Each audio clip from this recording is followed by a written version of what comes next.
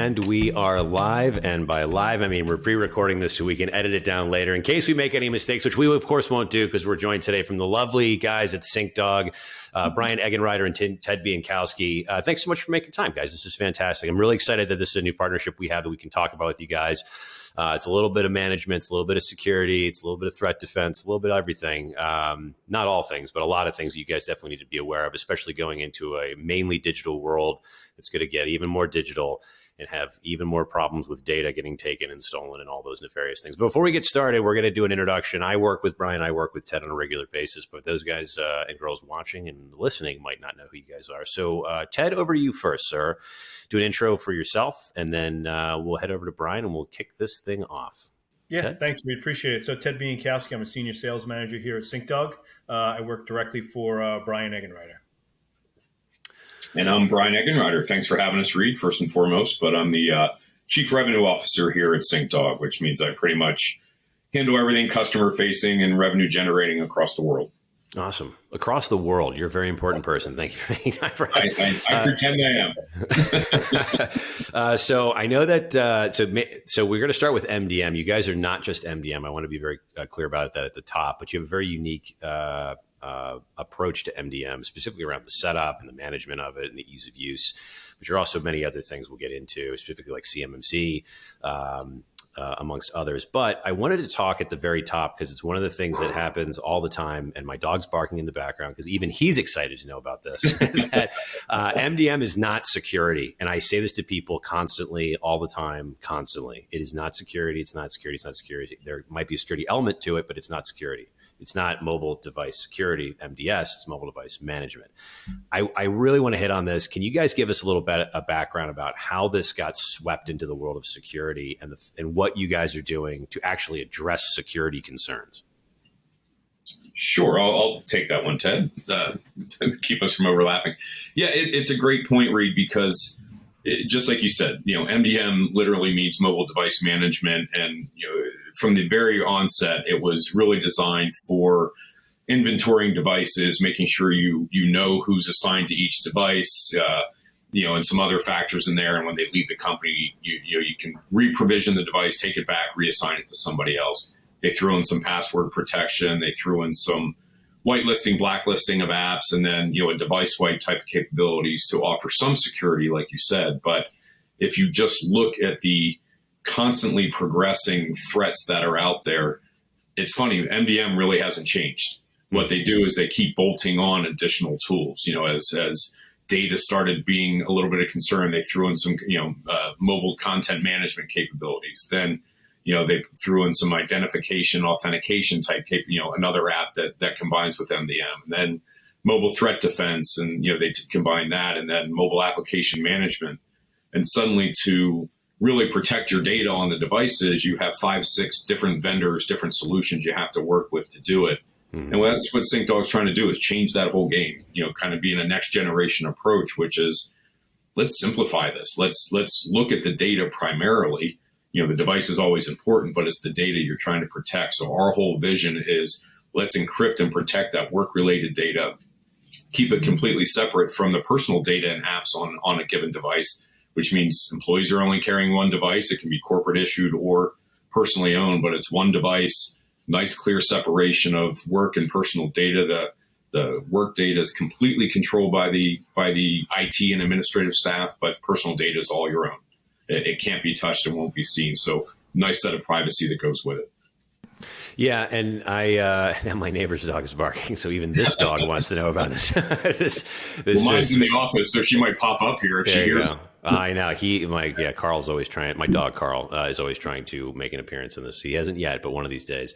I think one of the things that you addressed on a previous conversation was that, and I think it was really well said. It's like, we'll protect your device and your data unless it's jailbroken. And I wanted to talk about that because there's so many ways to infect a mobile device now where you don't even have to touch anything. This probably most notably Jeff Bezos. I think everyone knows who that is, founder of Amazon. He actually had his device whacked. He didn't even open the text that was sent to him. It just delivered a packet, and the packet unloaded, and they basically had transparency into his phone.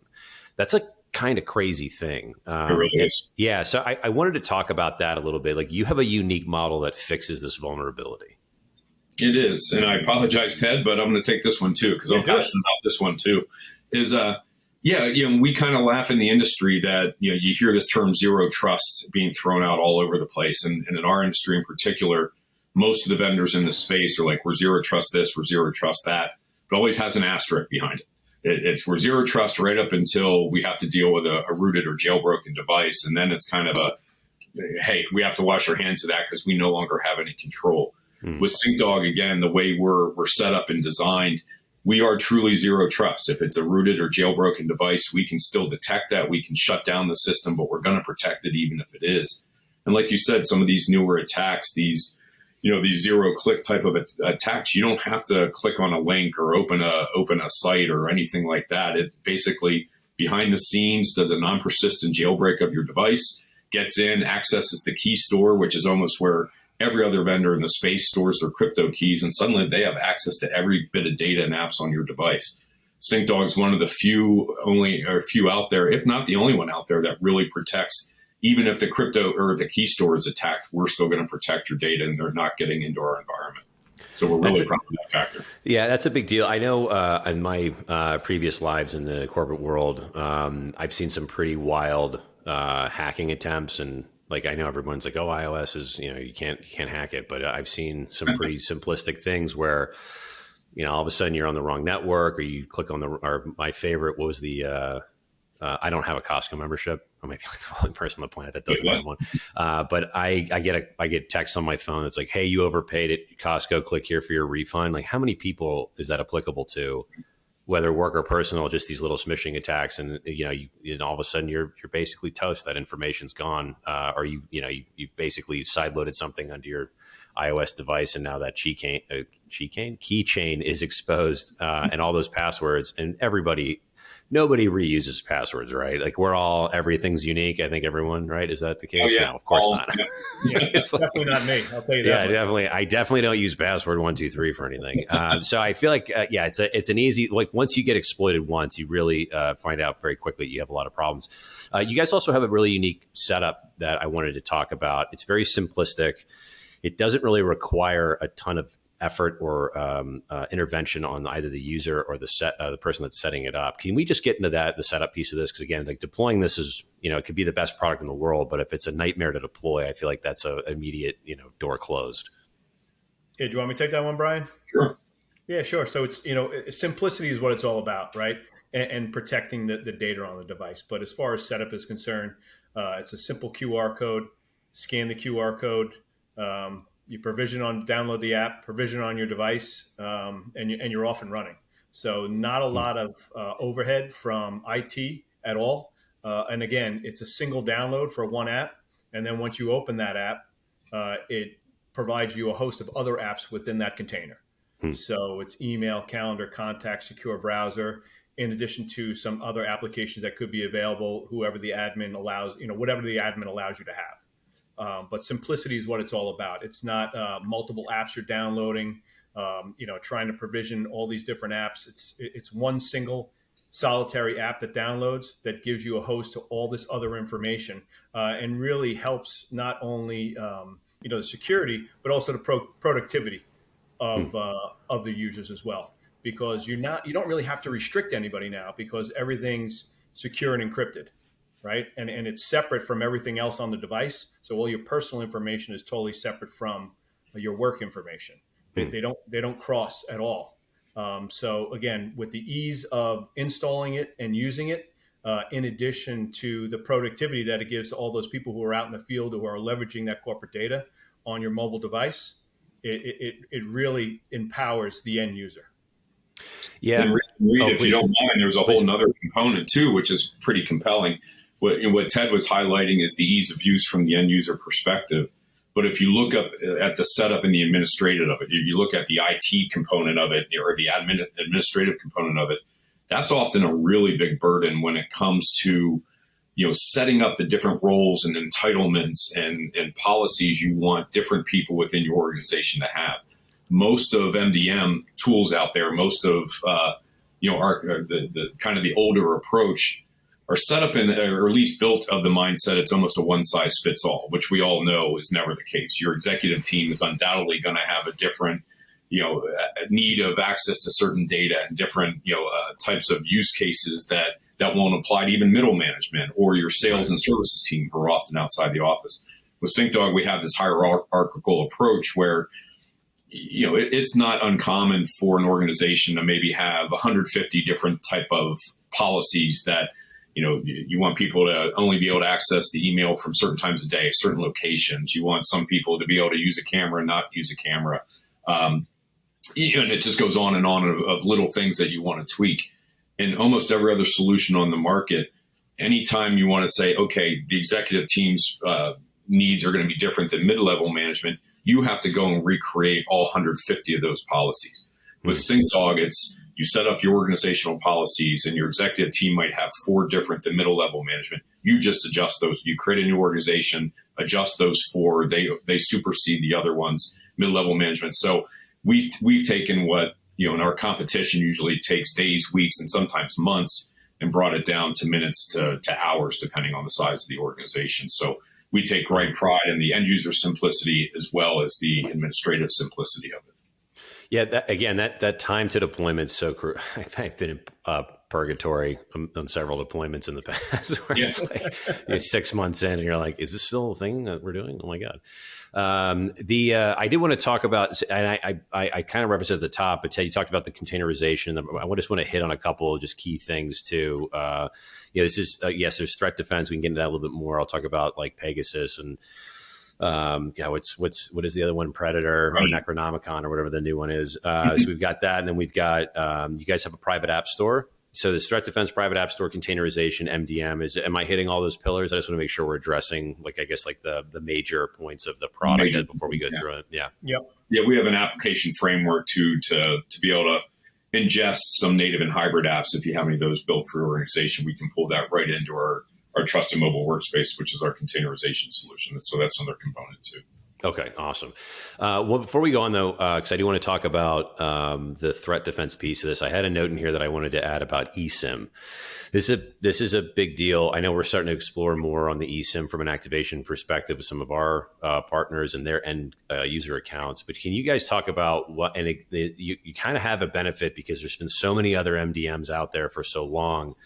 That product becomes a patchwork to catch up or to stay relevant versus, you guys, GA has been a little over a year and a half now, I think. Yeah, so about a year and a half. Yeah. So you guys really have had a benefit of operating kind of stealthily and creating a product that can address everything from a new framework rather than trying to, it's like if you've ever been in New York City, Ted, I know you're just across the river, but it's like if you've ever been in New York, everything's patches or here in Chicago, it's like sometimes you have to take the road back down to the very start and redo it all the way from the scratch in order to really get a good product.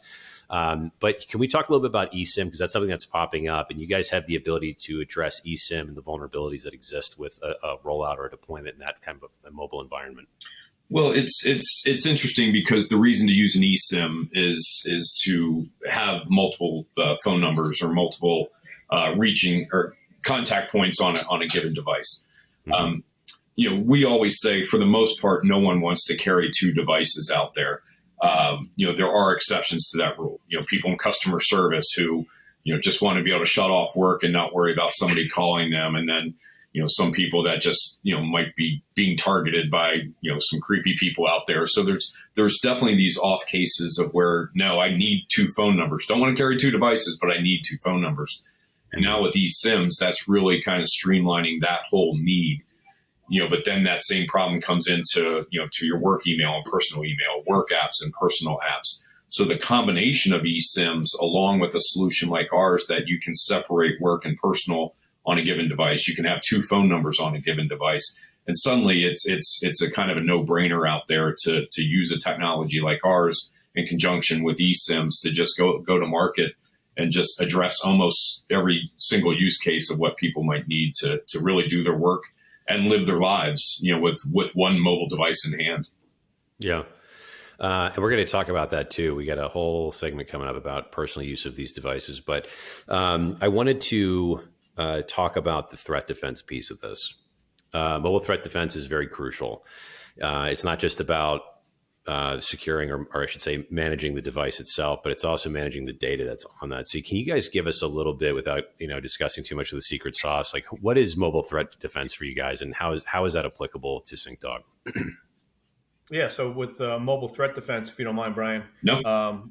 We have a partnership with Zimperium that's built directly into our platform. So there's no additional license that you don't have to go out to Zimperium and pull somebody else in, which in a lot of cases in the MDM world or other cybersecurity solutions that you might use, you actually have to go out and get a separate license. They don't offer it, so it's built right into our platform. So what it does, in addition to our Trusted Mobile Workspace, which is our container, it sits in the background and it scans the device, and it'll give you alerts, as well as in our admin console for whoever your admin is, we'll give them alerts to say, hey, your operating system is out of date. There's certain threats that are happening on the device. So it's just another level of security that we offer through our platform, through our partnership with Zimperium. Okay, awesome. Yeah, they're a great company. We work with them as well, and they actually. Sorry, I could read, because it is a compelling scenario. Because we said at the top of this discussion of the likes of these more advanced threats that still can't get into our environment. So one could argue, and it's a very valid argument, that mobile threat defense isn't really needed if you have SyncDog on your device, because even if you do get some of this malware, it's not going to get into our environment and affect the corporate data. But the fact is every employer knows their employee is doing personal things on their device as well, which is the exact reason we included it. Because our primary focus is, it's a B2B type of a solution. We're out there, working with corporations and governments to make sure that employees' data is protected. But we also want to add that added value of, hey, let's scan the whole device. Let's offer another service that will also, in ways, protect the personal data on there too. So combining us with mobile threat defense will constantly be doing that scan and allow the administrators to help their end users say, hey, we noticed this is on there. You might want to take care of it before it does impact some of your personal things. But we can go out there with confidence in saying, even if you do get some of the most advanced threats, it's still not going to get in our environment. But the combination of the two is really, really powerful. Yeah, and you said a key word here, government, and I watched that actually leads us into the CMMC, dare I say, certification, because they'll see and they'll ask C certification. It's like your PIN number. It's the N is the number. It's very redundant. But CMMC, can we talk a little bit about that? Because while it's coming and it's going to be a mandatory certification that you have to have, it isn't yet. It's something that you guys have already gotten ahead of. So anybody that's in government, Fed space, looking for this type of solution, this is a kind of a no-brainer, slam dunk. You guys are way ahead of most organizations when it comes to this. But what is this? What is CMMC? I know it's based off of some NIST compliance. Maybe you can talk a little bit about that too and give us some background. So the long and the short of it is, the government realizes that its data is very valuable. They realize that there's a lot of people out there who are going above and beyond to find ways to get access to it. So they're both working internally. That's what a lot of the NIST type of mandates and things like that are within government agencies and have to be followed as a government employees and things of the sort. But CMMC is an extension of that. That basically is a regulation that's put out to the private sector of saying, if you do any work with the government, if you exchange any data with the government, specifically, it's called CUI data, controlled unclassified information. Even if you work with data at that level, not top secret or not anything like that, so just unclassified, but they still need to make sure that data at all times is encrypted and protected. And again, going back to the beginning or the top of this discussion, is most of the mobile technologies out there now. CMMC touches all facets of an organization. Your firewalls, your backend storage, and things like that. We're obviously focusing on the mobile piece of it, which is often kind of overlooked or not looked at until you start going through some audit processes and realize, like, oh man, there's a lot of data that's sitting out there as well. So we're trying to help people get ahead of that and just say, by using SyncDog, we have full encryption of the data. We're FIPS, which is a government regulation. We're fully FIPS validated, FIPS certified.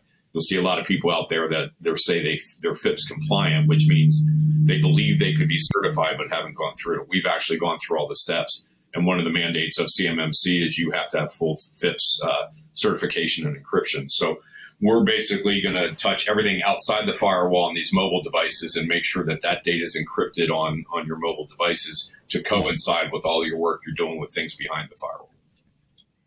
Yeah, and you also said another word that I want to talk about, which is audit. And we had Krishna Vishnu Bhatla from Zimperium, I think was the gentleman we spoke with. Krishna Vishnu Bhatla, yes. Brilliant guy, very smart. But we had a podcast with him where we talked about all the data points, where data goes, and it's kind of incredible. I don't think it's like I didn't know.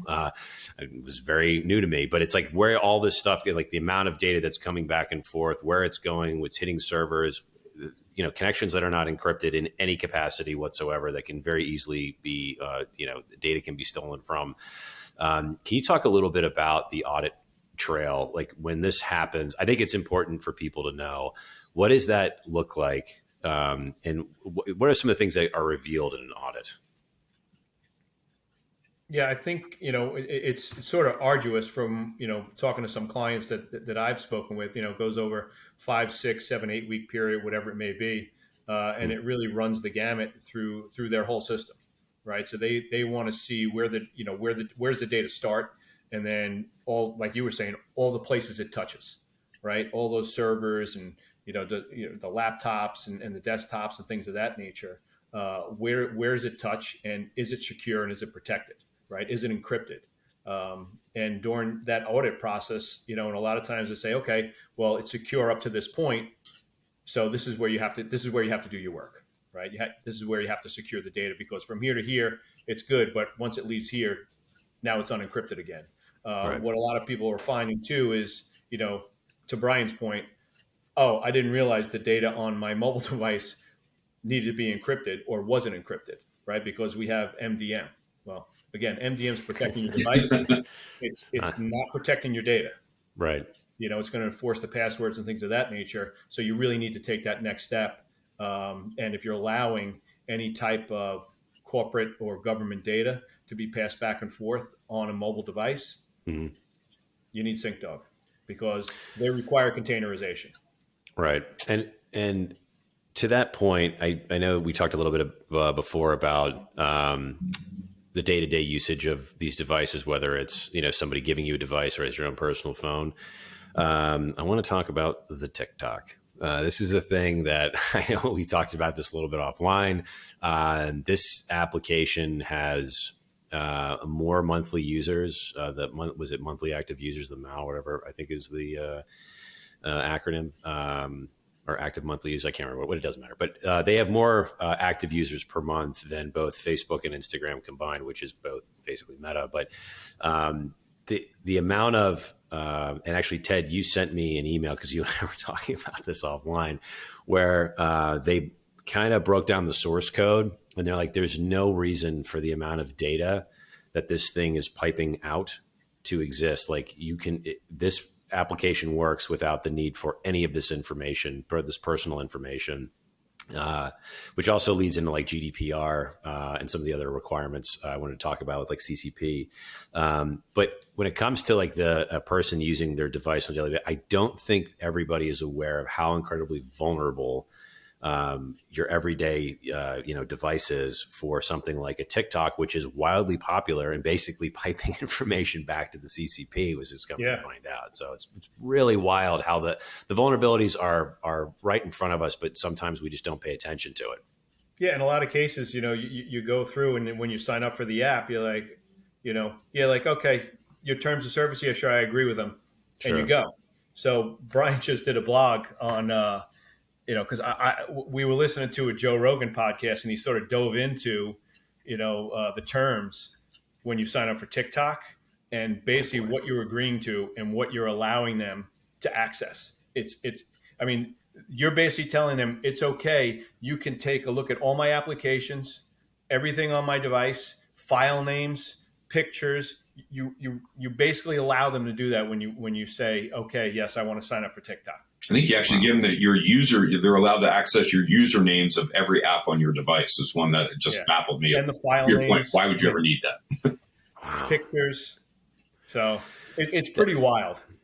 That's so wild that we have that kind of intrusive. Again, it's like, I know social media is very popular. I think I missed this generationally, thank God. But I don't understand TikTok.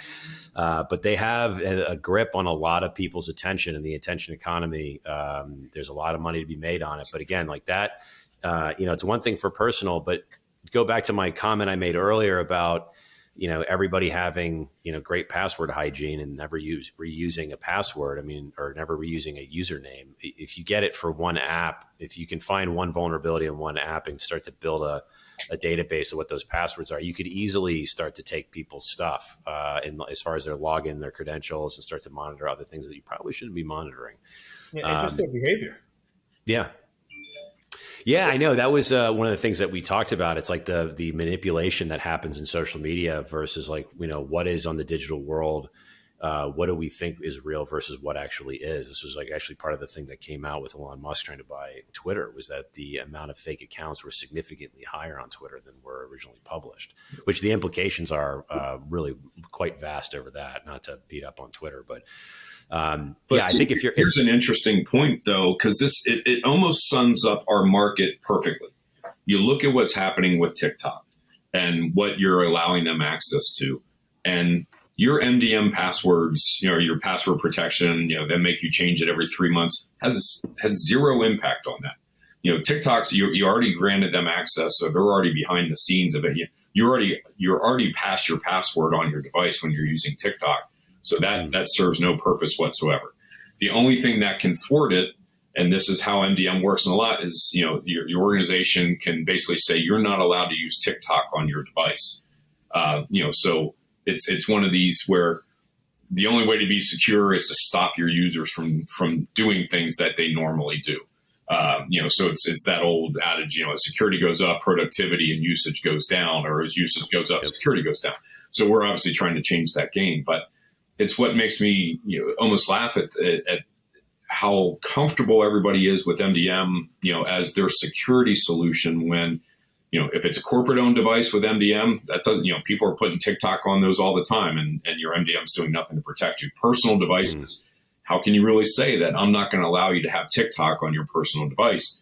Right. It's not yours. It's not yours. So it really, this one example really kind of shows the weakness and the struggle that IT and security and administrative teams have with how to protect your data, but how do you let people do what they're going to do, anyway? And if you tell them they can't, there's the whole shadow IT. They're going to find a way to access that even if they do have a separate device, then they're going to try to find a way to get their work email on that separate device. And you've already just kind of, got yourself in a struggle. Again, with SyncDog, it's where we take a lot of pride is, the CCP, the Chinese, government, if you're using SyncDog, they might still see the pictures of your kids and pets and text strings with your buddies, but they're not going to get into any of the SyncDog corporate data, and we're, that's our whole focus again, is we're going to protect that data no matter what's happening on that device. Yeah, as you were saying, they're not going to be able to get your corporate data. I heard sirens. I wasn't sure if that was them coming for me or not. the joys of living in downtown Chicago. It's a great city. Thank them here. I wanted to talk about GDPR as well and CCP just a little bit. Not the Chinese Communist Party, but GDPR. As far as Brian, you said offline in another conversation, and I thought it was very well put. You have the right to be forgotten.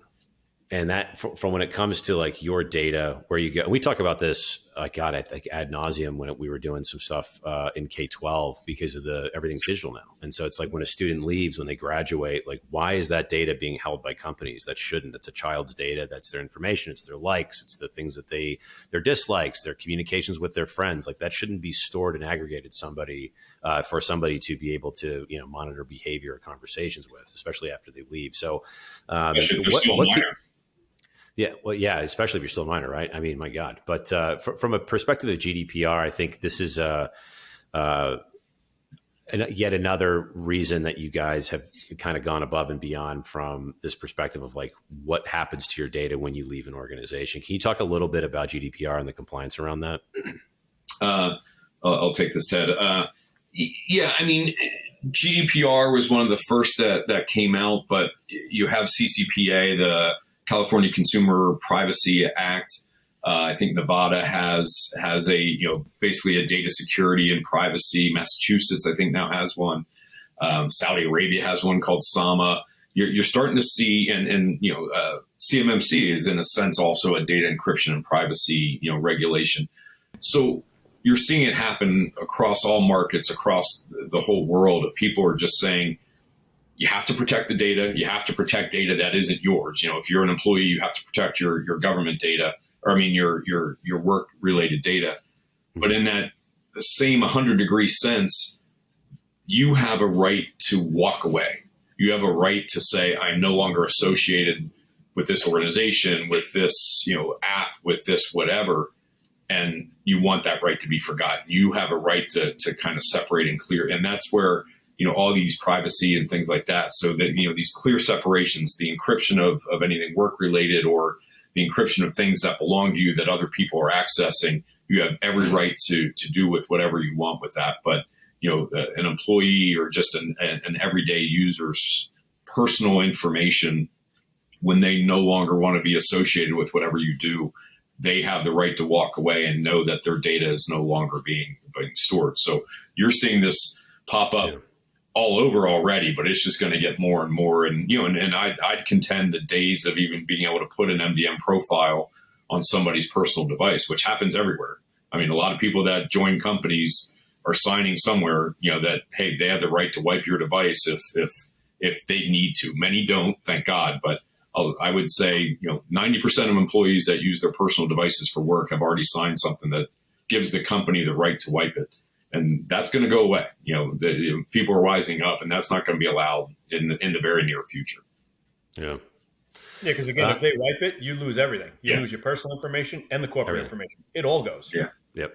Photos of your kids. Yeah. Everything. I mean, literally everything. Anything that you were trying to store on your phone. Actually, this happened.